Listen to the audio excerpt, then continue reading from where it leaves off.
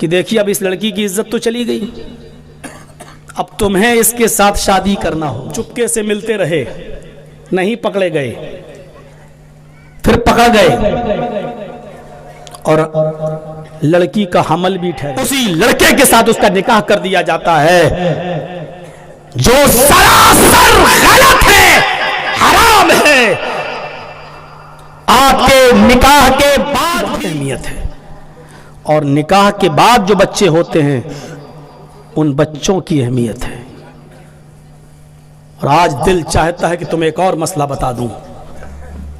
एक लड़का एक लड़की ने गलत काम कर लिया और पकड़े गए। सरदारों सुनो, बहुत जल्दी पंचायत बिठा लेते हो ना। सुनो, अब क्या सजा तय हुई? लड़का और लड़की दोनों पकड़े गए। हाँ, अब क्या हो? तो उसमें यह होता है कि अच्छा सुन, तूने इस लड़की के साथ गलत काम किया कि हाँ। अब पंचायत में पहला फैसला यह होता है कि देखिए अब इस लड़की की इज्जत तो चली गई, अब तुम्हें इसके साथ शादी करना होगी। करोगे? समाज ने कह दिया हाँ शादी करो, चलो। ऐसे क्यों मुंह मारते फिर? चल, दोनों का निकाह करा दिया। मैं पूछना चाहता हूं, क्या यह जायज है?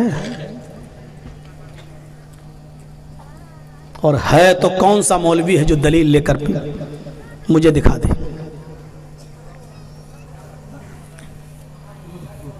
उसी लड़के की शादी उसी लड़की के साथ आप करा रहे हैं। इसमें एक चीज और जोड़ लीजिए, दोनों चुपके से मिलते रहे, नहीं पकड़े गए, फिर पकड़ गए और लड़की का हमल भी ठहर गया। अब लड़की का बाप आखिर लाल पीली करके, मेरी बेटी अब किसको मुंह दिखाएगी? मेरी बेटी के साथ यह हाल हो गया, अब तुम्हीं को शादी करना पड़ेगी क्योंकि तुम्हारा बच्चा इसके पेट में है।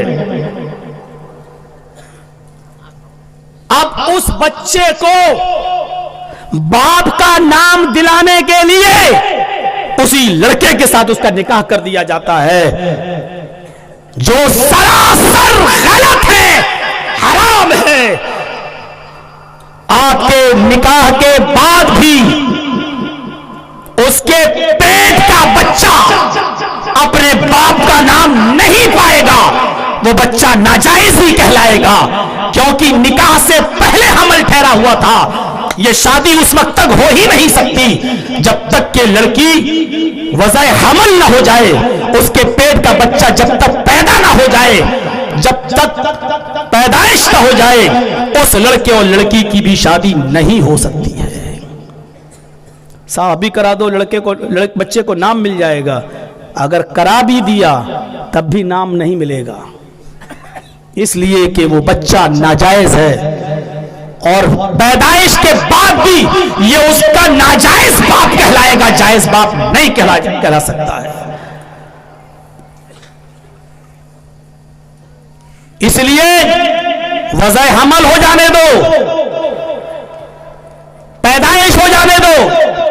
जब लड़की उस बच्चे को पैदा कर दे, उसके बाद में फिर आप इन दोनों का निकाह करा सकते हो, लेकिन अखलाकी तौर पर आप खिला सकते हो बच्चे को, पाल सकते हो बच्चे को, लेकिन उस बच्चे को अपना नाम नहीं दे सकते हो, क्योंकि वो तुम्हारा हलाल बच्चा नहीं है। जिना की कबाहत देख रहे हो कितनी बुरी है, जिना का मामला देख रहे हो कितना बुरा है। अब आपने शादी कर ली, जायज हो गई, चलो। अब जो और बच्चे पैदा हुए 3-4, बाप की वरासत में वो बच्चे जो निकाह के बाद पैदा हुए हैं, वो वरासत में हिस्सा पाएंगे। जो बच्चा पैदा हुआ है आपका नाजायज, आपकी वरासत में से उसका हिस्सा है ही नहीं। कहां हैं आप? जिना की पैदावार को देख रहे हो, शरीयत ने कितना रौंद दिया है।